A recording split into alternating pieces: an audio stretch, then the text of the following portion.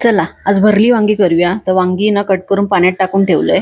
मग एका मिक्सरच्या भांड्यात ना भाजलेले शेंगदाणे, भाजलेला सुका खोबरा आणि वाईस तेलात ना खरपूस भाजून घेतलेलो कांदो टाकलंय, कोथिंबीर, नंतर सगळे मसाले, हळद, लाल तिखट, 1 चमचो गरम मसालो, 2 चमचे मालवणी मसालो आणि मीठ ह्या सगळा ना पाणी न घालता वाटून घेतलंय। नंतर तो मसालो ना वांग्यामध्ये गच्च भरून घेतलंय। आता एका भांड्यात ना 1 मोठं चमचं तेल टाकलंय। तेल गरम झाल्यावर जिरा, हिंग, किसलेला आलं लसूण, कढीपत्तो चांगलं ना परतून घेतलंय। मग हे उरलेलो मसालो टाकले। मसालो करपू नये म्हणून वाईच पाणी टाकलंय आणि मसालो छान परतल्यावर ना मिक्सरच्या भांड्यात अर्धो ग्लास गरम पाणी टाकून त्या पाणी टाकले आणि मग त्याच्यात वांगी सोडले। पाणी मी जरा जास्त टाकूक नाही, तुमका वया तर तुम्ही पाणी वाढवू शकतास। आणि मग ना झाकण मारून अलटून पलटून ना वांगी शिजवून घेतले आणि हो जरा गुळ पण टाकले, त्याने चव बरी येता।